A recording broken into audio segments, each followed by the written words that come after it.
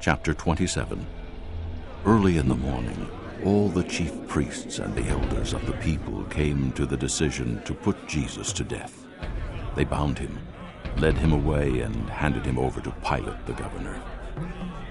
When Judas, who had betrayed him, saw that Jesus was condemned, he was seized with remorse and returned the 30 silver coins to the chief priests and the elders. "I have sinned," he said, "for I have betrayed innocent blood." "What is that to us?" they replied. "That's your responsibility."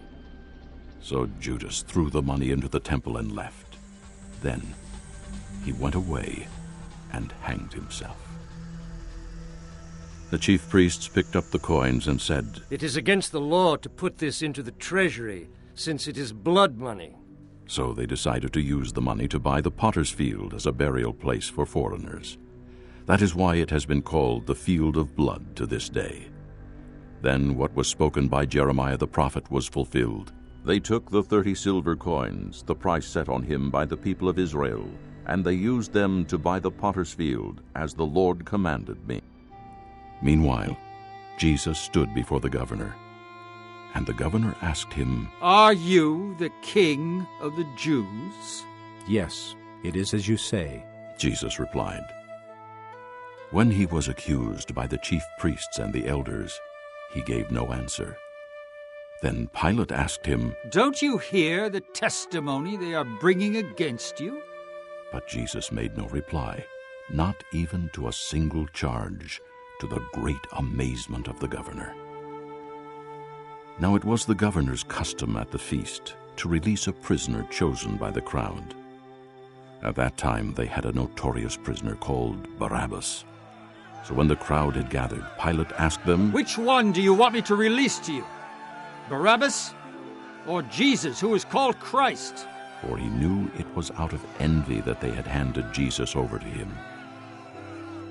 While Pilate was sitting on the judge's seat, his wife sent him this message: "Don't have anything to do with that innocent man, for I have suffered a great deal today in a dream because of him." But the chief priests and the elders persuaded the crowd to ask for Barabbas and to have Jesus executed. "Which of the two do you want me to release to you?"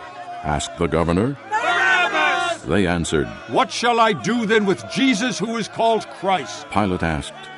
They all answered, "Crucify him!" "Why? What crime has he committed?"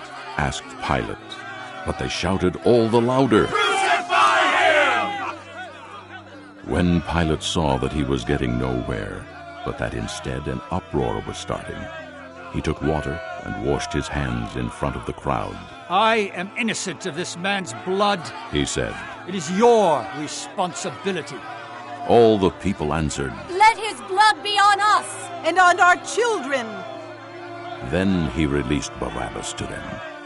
But he had Jesus flogged and handed him over to be crucified. Then the governor's soldiers took Jesus into the praetorium and gathered the whole company of soldiers around him. They stripped him and put a scarlet robe on him, and they twisted together a crown of thorns and set it on his head. They put a staff in his right hand and knelt in front of him and mocked him. "Hail, King of the Jews!" they said. They spit on him and took the staff and struck him on the head again and again. After they had mocked him, they took off the robe and put his own clothes on him. Then they led him away to crucify him.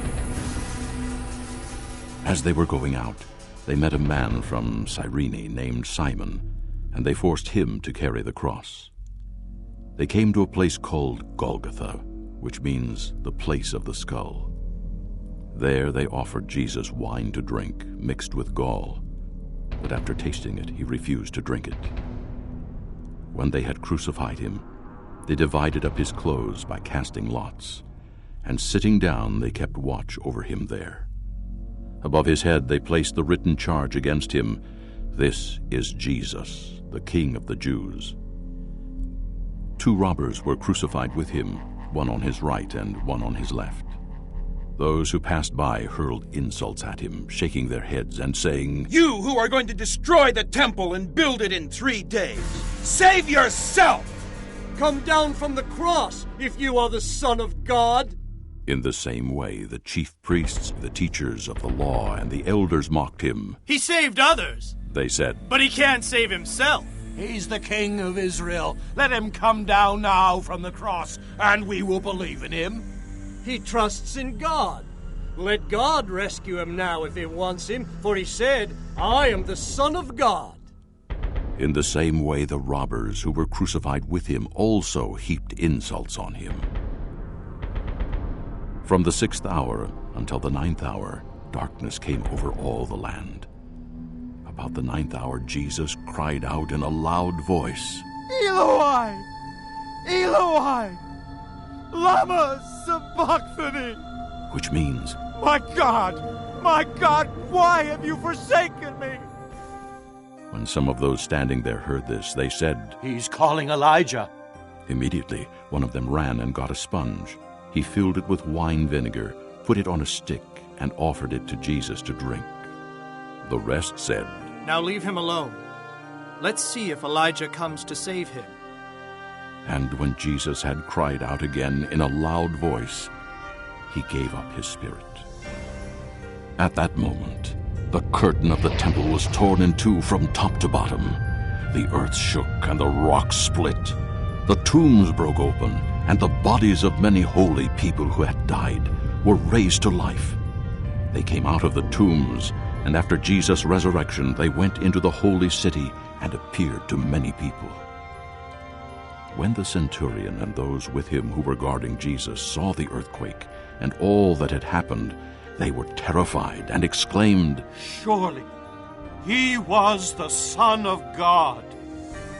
Many women were there watching from a distance. They had followed Jesus from Galilee to care for his needs. Among them were Mary Magdalene, Mary the mother of James and Joses, and the mother of Zebedee's sons. As evening approached, there came a rich man from Arimathea named Joseph, who had himself become a disciple of Jesus. Going to Pilate, he asked for Jesus' body, and Pilate ordered that it be given to him. Joseph took the body, wrapped it in a clean linen cloth, and placed it in his own new tomb that he had cut out of the rock. He rolled a big stone in front of the entrance to the tomb and went away.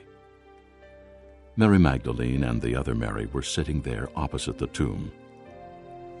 The next day, the one after Preparation Day, the chief priests and the Pharisees went to Pilate. "Sir," they said, "we remember that while he was still alive, that deceiver said, 'After 3 days I will rise again.'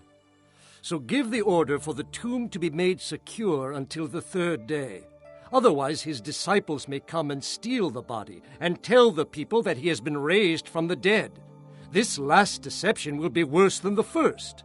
"Take a guard," Pilate answered. "Go. Make the tomb as secure as you know how." So they went and made the tomb secure by putting a seal on the stone and posting the guard. This concludes Disc 2.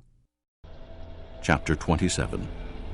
Early in the morning, all the chief priests and the elders of the people came to the decision to put Jesus to death. They bound him, led him away, and handed him over to Pilate the governor. When Judas, who had betrayed him, saw that Jesus was condemned, he was seized with remorse and returned the 30 silver coins to the chief priests and the elders. I have sinned, He said. for I have betrayed innocent blood.